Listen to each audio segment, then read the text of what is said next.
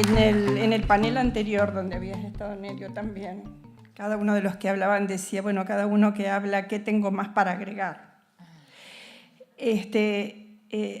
Así que yo me voy a tomar de algunas de las cuestiones que tú dijiste, Nerio, pero en realidad, cuando fui invitada, agradezco la organización de este congreso y también la invitación, pensé de qué políticas públicas podía hablar yo aquí, cuando no tuve en mi responsabilidad ningún área específica.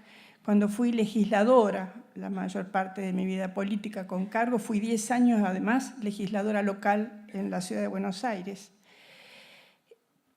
Me especialicé mucho en el tema de la mujer y también en algunos temas educativos y de salud, pero nunca tuve esta responsabilidad y, por supuesto, estando en un panel donde está el compañero Tayana, canciller, no se me ocurriría nunca hablar a mí de política exterior, porque esa experiencia que tuve fue una experiencia corta y, por supuesto, una experiencia de carácter político. Entonces, en realidad, como me dedico activamente a la política desde hace más de 40 años y tengo la misma preocupación con la que acaba de terminar sus palabras Liliana, acerca de que tenemos que ganar en el 2019, y como además siempre sentí como una gran felicidad y un privilegio pertenecer a un proyecto colectivo, pero por muchos momentos me sentí huérfana, porque yo necesito, aunque soy muy rebelde en política, pero necesito ser orgánica, necesito trabajar las ideas en grupos. Afortunadamente estuve en una agrupación con extraordinarios compañeros. Necesito estar en un lugar donde se discutan las ideas, y como también tuve largos años de experiencia como legisladora, y sé lo que nos pasa a los legisladores, o podemos hablar a lo mejor de algunos otros cargos, cuando llegamos a este lugar y entonces empezamos a trabajar en solitario con aquello que se nos ocurre y no muchas veces referido a planes concretos, a plataformas. Las plataformas son plataformas, pero muchas veces son plataformas electorales y punto. Y no tienen la suficiente consolidación, solidez y discusión interna en un ámbito, cuando hay un ámbito, porque con la explosión de los partidos políticos, muchos de nosotros nos fuimos quedando sin ámbito en muchas oportunidades. Así que muchas de las cuestiones que se dijeron, y este congreso es extraordinario para eso, me parece que nos puede servir a nosotros para saber cómo vamos al 2019. Y sobre todo, además, por la cantidad de jóvenes que se han incorporado a la política, como aquí bien se ha dicho. Entonces, cada vez que escucho hablar en el panel anterior y en me voy explicando por qué escribí lo que escribí, que de todas maneras lo voy a leer. Y es porque yo necesito anclas. Y estoy muy preocupada con el 2019, porque no vamos a ser nosotros los que pongamos obstáculos para la unidad. Parece ser por unas últimas noticias que son otros. Pero pueden surgir expresiones, ya están surgiendo, que se dicen peronistas y que nos pueden llevar a perder. Eso ya se sabe, no estoy diciendo ninguna novedad. Entonces, cuando yo veo la cantidad de jóvenes que se incorporaron en el 2010 con la muerte de Néstor, que poco o muchos podrán saber de peronismo, lo que me costó a mí saber de peronismo proveniendo de una familia gorila, me pareció importante que empezáramos a pensar si el kirchnerismo es el peronismo es el kirchnerismo. Yo creo que es así, porque lo que hizo el kirchnerismo, y no hizo el menemismo, que es otro ismo, fue expresar los principios y la doctrina del peronismo tal cual la plasmaron Perón y Evita. Y entonces pensé escribir algunas líneas referidas a que las políticas públicas, que los dirigentes políticos que aparezcan, los militantes que trabajemos al 2019, van a tener que expresarse en los mismos términos, en términos que fueron de una manera en el 45 al 55 y que luego se fueron expresando en políticas públicas muy concretas, de las cuales aquí ya se ha hablado y más temprano también. Entonces, yo decía en algunas ideitas que escribí que el marco conceptual, ideológico y doctrinario del peronismo ha pretendido desde su fundación ser orientador de su práctica política, de sus planes de gobierno y de las medidas pertinentes.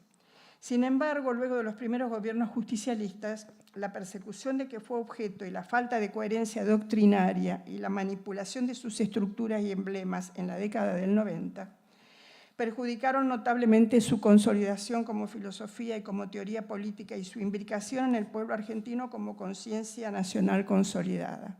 En realidad, todas las rupturas que nos hicieron tuvieron que ver con justamente decir que en Argentina no hay un modelo, que hay gobiernos, ¿no es cierto? Que lo has definido muy bien.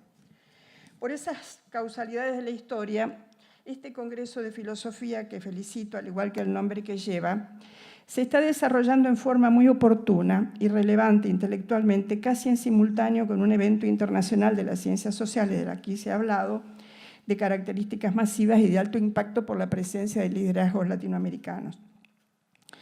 Digo que es este un congreso oportuno porque salda una omisión, para mí, opinión muy personal, la injusta y eterna desconsideración hacia el peronismo como modelo. Salvo el testimonio de Cristina de ese día, en tanto conductora durante 8 años de las más importantes políticas públicas de las últimas décadas en nuestro país, y de algunas escasas participaciones de compañeros y compañeras en el evento, sigo hablando del evento de Claxo, podría asegurarse una vez más que los peronistas o justicialistas, como prefiramos llamarnos, o kirchneristas, podríamos agregar, porque todo eso está en barbecho y todo eso forma parte de algo de lo que se habló, me parece, en el panel anterior, que tiene que ver con la síntesis, ¿no es cierto? Pero bueno, como prefiramos llamarnos, nosotros no hemos logrado, la responsabilidad es nuestra, además de las rupturas y las persecuciones, no hemos logrado formular explícitamente en ese escenario la actualización de nuestra doctrina, ni legitimarla como debiera estar en el mundo del pensamiento contemporáneo. La ambigüedad de su signo político en las distintas etapas de su existencia, prácticamente la historia del peronismo es la historia de la lucha interna por su signo político, aunque estaba clarísimo para mí en la doctrina, pero bueno. Digo que la ambigüedad de sus distintas etapas ha impedido que las ciencias sociales lo caracterizaran y valoraran correctamente en su dimensión. Por este motivo me propongo colaborar con el esfuerzo que tantas y tantos compañeros vienen realizando desde hace años para legitimarlo como propuesta, y a riesgo de ir a contramano del entusiasmo por la unidad que se pregona en todo el escenario político, sin echar a nadie, ajustar algunos conceptos que nos ayuden a vivir nuestro ideario, sin los sobresaltos de definiciones innobles por parte de altos dirigentes justicialistas, y contribuir a la unidad de concepción y a la pureza doctrinaria.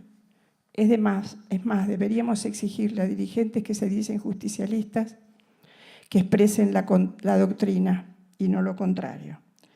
Aunque el general Perón nos inculcaba convincentemente la idea de evolución, siempre consideré el justicialismo como la revolución que irrumpió en Argentina para nunca más abandonarla, fijando en sus sustratos culturales valores que pueden parecer perimidos ante la arrasadora marea cultural neoliberal, pero que emergen una y otra vez, actualizados y promisorios cuando los liderazgos saben evocarlos y convocarlos, constituyendo siempre una vivificante filosofía humanista que propugna un orden internacional justo, una moral social y política basada en la ética de la resolución del conflicto y una teoría política inescindible de una práctica social ordenadora y eficaz. Y digo revolución en el orden de las rupturas con modelos obsoletos, pero también el impulso para la transformación de las instituciones, de las fuentes de legitimidad y de fundamento de un sistema político que es además social y económico. Luego de 18 años de proscripción y un tercer gobierno que tuvo genialidades, como el levantamiento del bloqueo a Cuba, que pudimos vivir algunos de nuestra generación, y el comercio con los países del Este, por ejemplo en el 73, luego de esto, de la proscripción, de los 18 años de proscripción y de ese gobierno, la tragedia de un brutal choque ideológico y de poder en el seno del movimiento peronista fue aprovechado por los adversarios políticos y los centros de poder para instalar en la sociedad argentina la idea de su naturaleza como violenta, desestabilizadora, demagógica y pragmática. De esta manera impregnaron por saturación a la sociedad argentina con el prejuicio y el estigma del peronismo como antidemocrático y siempre peligroso al republicanismo. Este choque de imágenes entre la imagen que el justicialismo tiene de sí mismo y la que le han inoculado arteramente a parte de la sociedad, muchas veces acompleja las políticas públicas cuando estamos en el gobierno, porque cualquier comentario desata el prejuicio, condiciona la aplicación y debilita el impacto. Por lo menos en las discusiones internas entre dirigentes esto aparece. Después, afortunadamente, muchas veces esa política es tan importante que puede salir. Por este motivo se impone una tarea de revalorización ante la sociedad de las políticas públicas peronistas y sus notables y mensurables virtudes. 22 años, había puesto 20, pero son 22 de gobierno, 1945-55 y 2003-2015, no cuento la década del 90 aquí, en esta parte, deberían ser materia de estudio pormenorizado sobre políticas públicas creativas, novedosas y eficientes y esperan nuestro esfuerzo. Aún la falsificación peronista de la década del 90 y su neoliberalismo registra políticas públicas importantes y creativas en relación a los derechos de las mujeres. Aún en ese momento, aún en esa década, las mujeres peronistas pudimos llevar adelante políticas extraordinarias en relación a los derechos y a la condición de las mujeres. Hay dos principios que el general Perón valoró siempre como vitales para el desarrollo del proyecto de país propuesto desde el 45 y que hizo la diferencia entre tener no solo un gobierno, sino fundamentalmente un modelo. La diferencia entre configurar una nación o atravesar un turno electoral. Esos dos principios aludidos y que tienen que ver con la conducción son el principio de la mayor sinceridad en la explicación de las políticas, aquí ya se ha hablado y más temprano también, y el principio de todas las formas de lealtad posibles al ideario, tanto en su concepción como en su puesta en práctica. Y para mí ha sido siempre muy interesante ver que la palabra que se utiliza en conducción política es de lealtad al ideario, que no es lo mismo que seguirlo, que referirse a esto. Lealtad es otra cosa, es entenderlo profundamente y llevarlo a la práctica. ¿Qué tiene que ver esto con las disputas de las políticas públicas? La primera disputa es por lo que en la actualidad se define como sentido común y que antes llamábamos ideología, sistema de representaciones y valores, cosmovisión, etc. Utilizábamos muchas palabras. Al respecto afirmamos con convicción que las políticas públicas del campo nacional y popular se encuadran en una ideología claramente vinculada a conceptos de liberación, no dominación, justicia, equidad, autodeterminación, no injerencia, integración, paz. Y se referencian con principios doctrinarios y organizativos apropiados para llevarlas a cabo. También las cualidades de estos principios han sido puestos en duda como no vigentes, no inteligentes, no modernos, no eficientes. Y en el actual despliegue preelectoral, ya los personeros de la comunicación instalan el sonsonete de que están perimidos, han fracasado o son fallidos, inclusive las últimas políticas nuestras, no ya las anteriores. Al respecto, seguí con atención una reciente entrevista realizada a Melconian, no sé si ustedes la vieron.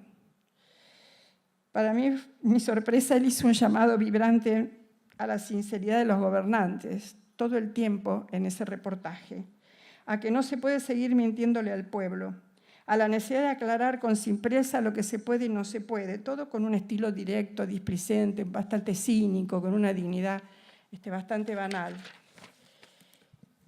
Él no inauguró la saga alertando con sinceridad acerca de que el neoliberalismo no ha traído ninguna novedad, sí muchas catástrofes sociales y solo recetas que sí repiten esquemas fallidos. ¿Por qué tomo este ejemplo? Porque me parece que la disputa por las políticas públicas tendrá entonces que competir, además, con los raptos de sinceridad de la derecha vernácula, que a través de este mecanismo pretende una vez más hacerse creíble, encubrir el desastre y confundir al pueblo. Cuando nuestra presidenta explicaba por qué las retenciones, por qué no a la eliminación del impuesto a las ganancias, por qué el mantenimiento de los subsidios, el país ardía. Pero esta sinceridad y valentía es la que le permite hoy erigirse con autoridad como el principal cuadro de conducción de una política que constituyó y constituye un modelo de país. Esa misma sinceridad fue la que le permitió representar a la Argentina en un marco de extraordinario respeto en los más altos organismos supranacionales y en las cumbres más importantes de distintos bloques regionales o sectoriales. La gran disputa es contra el espíritu individualista que quiere entronizar el neoliberalismo. Es la disputa entre la exclusiva realización individual y la comunitaria como personas y como países. Es entre lo personal y lo social como antagónicos. Es contra la simplificación de las consecuencias de las políticas de ajuste cuando no te atañen.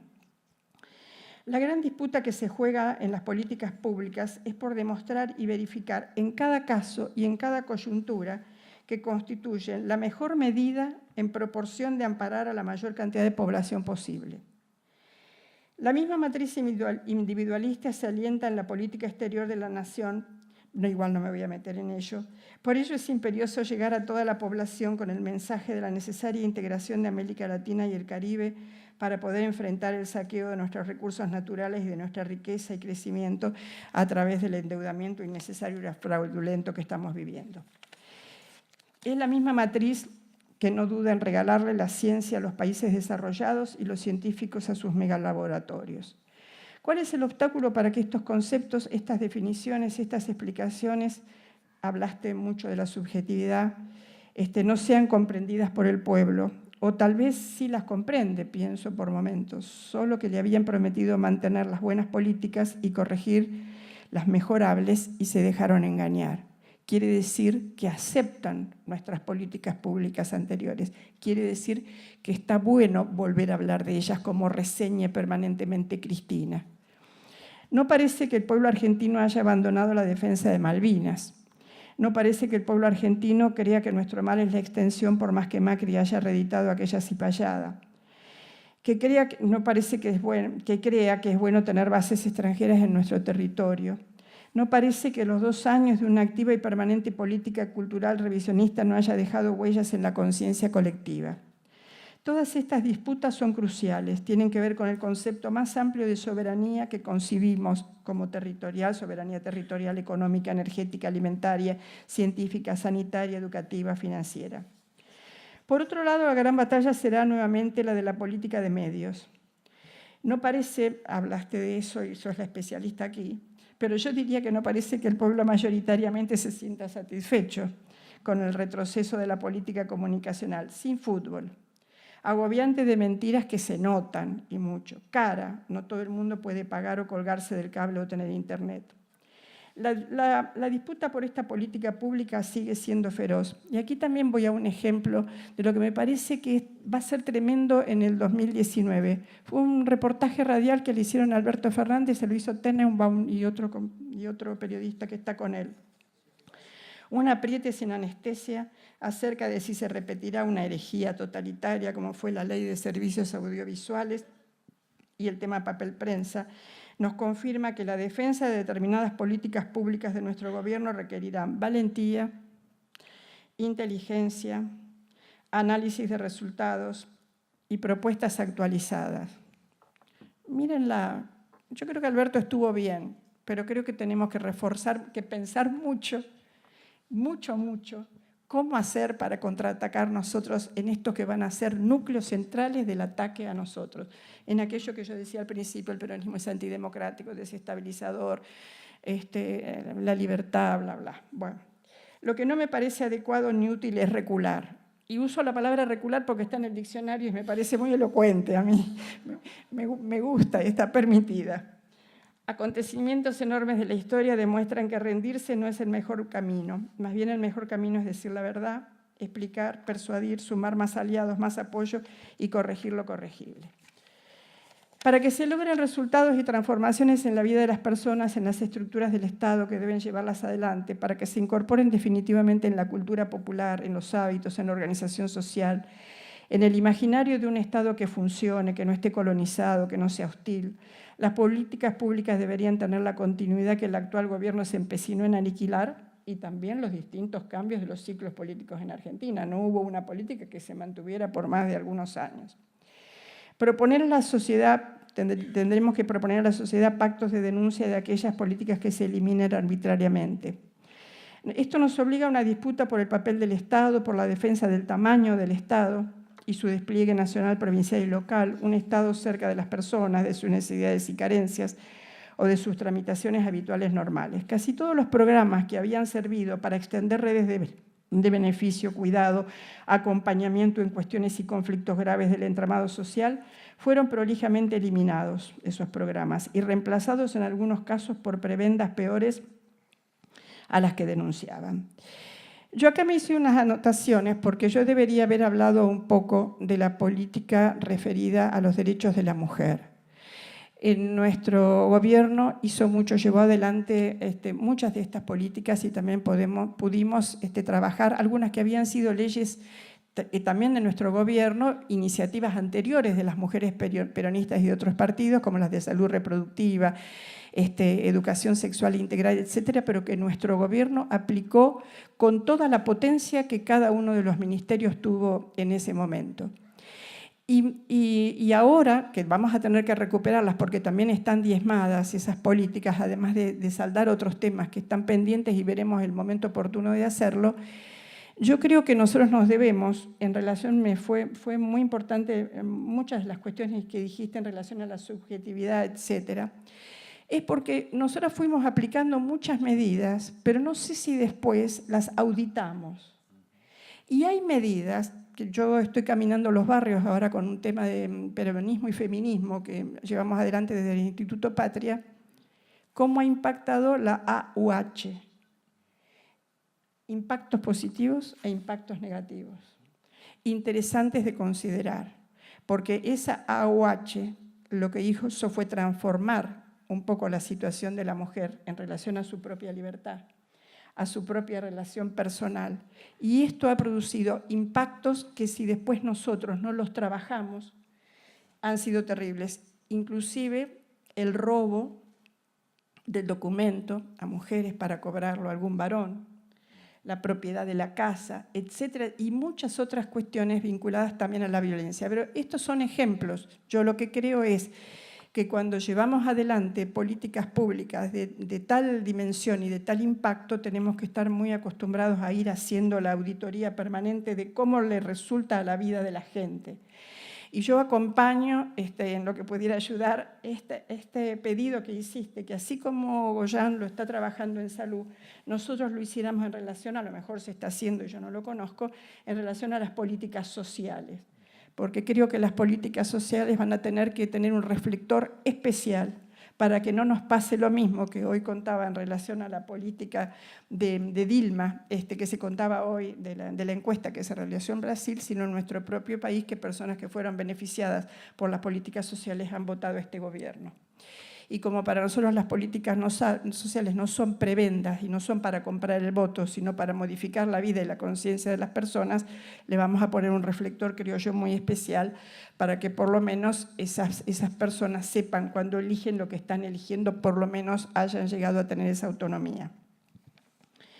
Es necesario implantar en la cultura de la sociedad que las leyes están para cumplirse. En eso estamos espantosos.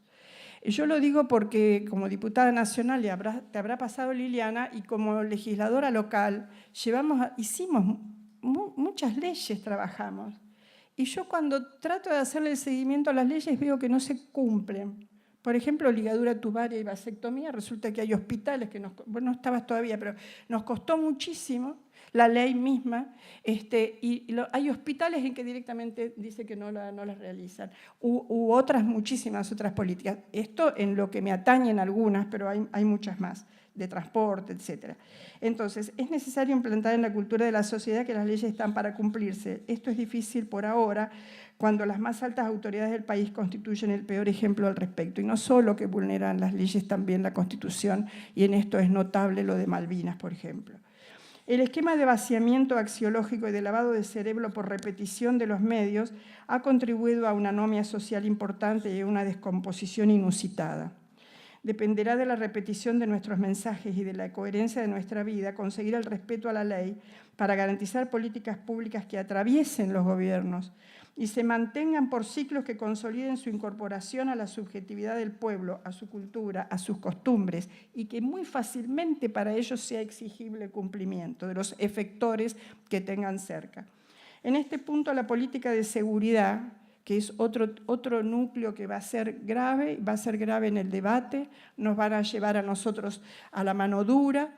Recuerdo cuando Néstor tuvo que llevar adelante la reforma del Código Penal, ahí algunos nos votamos y teníamos a Bloomberg y a toda una movilización en Plaza de Mayo, y o se votaba esa ley o no se sabía el nivel de desestabilización en un gobierno que recién estaba comenzando.